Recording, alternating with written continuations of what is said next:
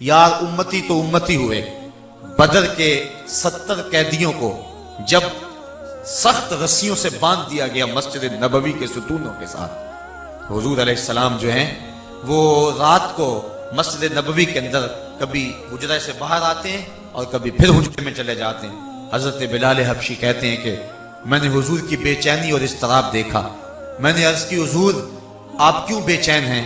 تو حضور کی آنکھوں میں آنسو سے امڈ آئے اور فرمایا کہ یہ ان کو سخت رسیوں کے ساتھ باندھا گیا ہے، جس سے جہاں رسیاں باندھی گئی ہیں وہاں ان کو تکلیف ہو رہی ہے۔ تو حضور علیہ السلام نے فرمایا کہ ان کی رسیاں ڈھیلی کر دو، مجھے نیند نہیں آ رہی، مجھے چین اور قرار نہیں آ رہا ہے۔ پھر ان قیدیوں کی رسیوں کو ڈھیلا کیا گیا تو حضور کو چین آیا اور حضور کو قرار آیا۔ صاحبو، جو دشمن کے ہاتھوں میں بندھی ہوئی رسیوں کی جکڑن سے بھی تکلیف محسوس کرتا ہے، وہ کیسے گوارا کرے گا کہ میرا امتی جہنم میں جلے؟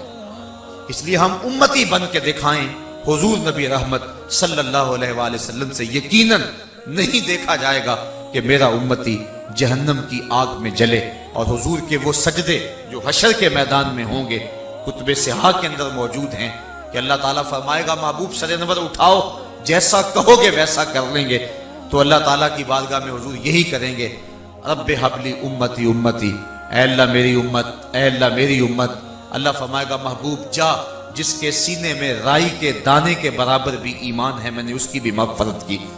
تو حضور پھر سجدے میں سر رکھ دیں گے اور اللہ تعالیٰ پھر فرمائے گا محبوب سر اٹھا، تو حضور پھر امتی امتی کہیں گے۔ تو اللہ فرمائے گا محبوب جس کے سینے میں رائی کے دانے سے بھی کم، اس سے بھی کم، اس سے بھی کم ایمان ہے میں نے اس کی بھی مغفرت فرما دی۔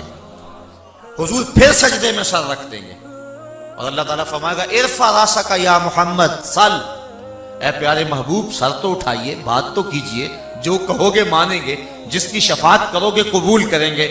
تو حضور پھر سر اٹھا کے کہیں گے امتی امتی۔ اللہ کہے گا محبوب اب کیا ماجرا ہے؟ تو حضور کہیں گے یا اللہ مجھے اختیار ہی دے دے۔ تو اللہ کہے گا جا محبوب، جس پر تیرا جی آتا ہے اس کو نکال، جہنم سے جنت میں لے جا۔ تو اعلیٰ حضرت نے اسی چیز کو سامنے رکھ کے کہا کہ پیش حق مجدہ شفاعت کا سناتے جائیں گے، آپ روتے جائیں گے، ہم کو ہنساتے جائیں گے۔ وسعتیں دی ہیں خدا نے دامن محبوب کو، جرم کھلتے جائیں گے اور وہ چھپاتے جائیں گے۔ تو حشر کے دن حضور اپنی امت کے کام آئیں گے، اور اس دنیا کے اوپر بھی حضور علیہ السلام امت کے ساتھ جو محبت کا رشتہ اور ربط رکھتے ہیں، یہ حضور کی نرم دلی ہے۔ فرمایا لولا ان اشک علی امتی لامرتهم السواک عند كل وضوء، اور اس کو مسند امام احمد بن حنبل نے یوں نقل کیا لفرضتهم السواک عند كل وضوء، کہ میں اگر اپنی امت پر اس بات کو مشکل نہ جانتا تو میں ان کے اوپر لازم کر دیتا کہ وہ ہر وضو کے ساتھ مسواک کیا کریں۔ حضور چاہتے تھے لیکن امت پر کہیں مشکل نہ بن جائے، اس ڈر سے اللہ کے محبوب نے مسواک کو لازم قرار نہیں دیا۔ یہ امت کے ساتھ حضور علیہ السلام کے قلب اطہر کا تعلق ہے۔ تو فرمایا عزیز علیہ ما عنتم حریص علیکم بالمؤمنین رؤوف الرحیم، تمہارا مشقت میں پڑنا اس نبی پر گراں گزرتا ہے۔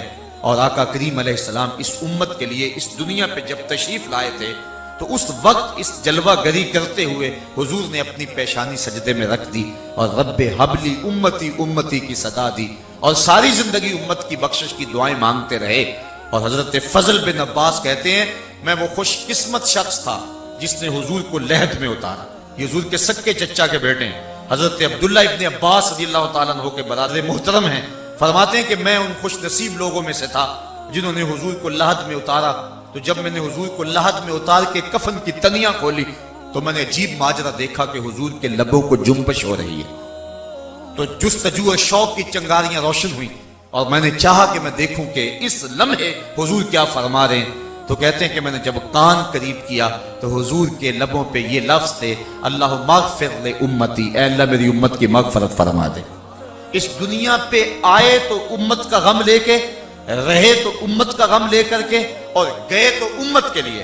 بلکہ حضور نے فرمایا آنا فرطکم علی الحوض، میں حوض کوثر پہ تمہارا فرط بن کے جا رہا ہوں۔ یعنی حضور کا اس دنیا پہ رہنا بھی ہمارے لیے بہتر، حیاتی خیر لکم و وفاتی خیر لکم، میرا اس دنیا پہ رہنا بھی تمہارے لیے بہتر ہے، اور یہاں سے میں جو جا رہا ہوں یہ بھی تمہارے لیے بہتر ہے۔ یہ جو لفظ فرط میں نے بولا ہے، اس لفظ سے آپ سارے لوگ مانوس ہیں۔ جب چھوٹا بچہ فوت ہو جائے تو اس کے لیے جو جنازے کی دعا ہے اس میں یہ لفظ پڑھتے ہیں، اللہم اجعلہ لنا فرطا، اے اللہ اس بچے کو ہمارے لیے فرط بنا دے۔ اور بچی ہو تو اللہم اجعلھا لنا فرطا، اے اللہ اس بچی کو ہمارے لیے فرط بنا دے۔ تو یہ ہم دعا مانگتے ہیں کہ اللہ اس کو فرط بنا دے، تو یہ فرط کیا ہے؟ تو اس کا ہم ترجمہ کرتے ہیں ذخیرہ آخرت۔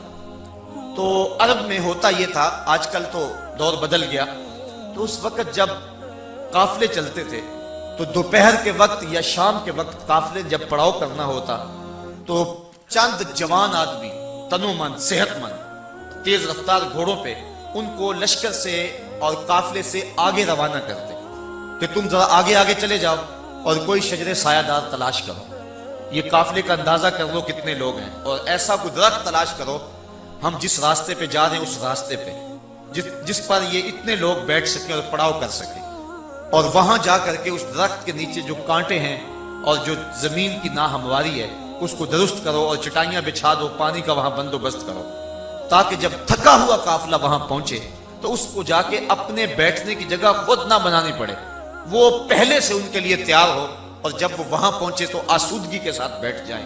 وہ افراد جو قافلے میں ہوتے لیکن قافلے سے بچھڑ کر آگے جا کے جہاں قافلے نے ٹھہرنا اس جگہ کو تیار کر دیتے، ان افراد کو عربی میں فرط کہتے ہیں، کہ جو پہلے ہی چلے جاتے اور جہاں قافلے نے پڑاؤ کرنا ہوتا وہاں جا کے پہلے ہی انتظام کر دیتے۔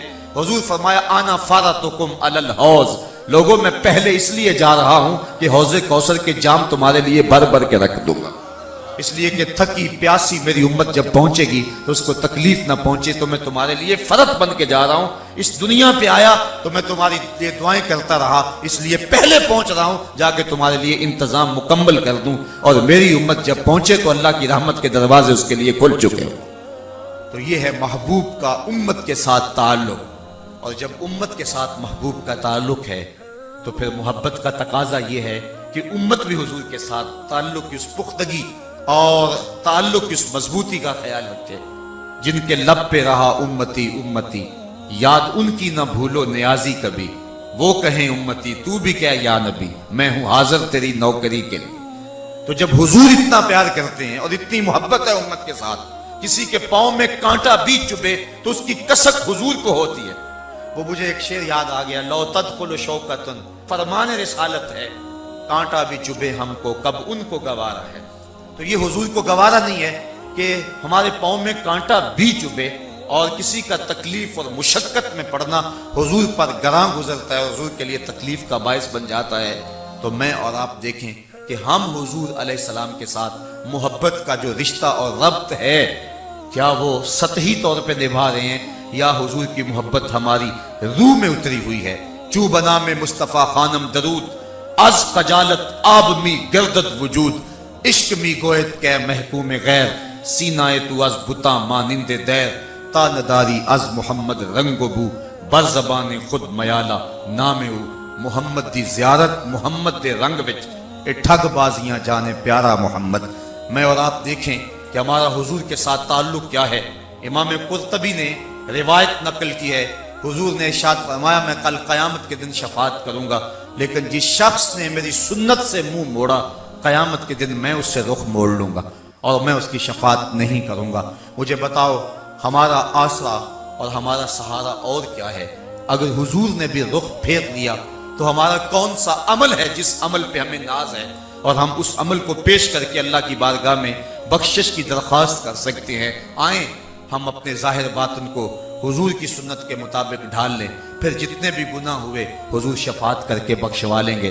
لیکن اگر ہم نے حضور کے طریقے سے رخ موڑا، حضور کے انداز زندگی کو اختیار نہ کیا، تو حضور کا یہ فرمان، جس نے میری سنت سے منہ موڑا پھر میں قیامت کے دن اس کی شفاعت نہیں کروں گا،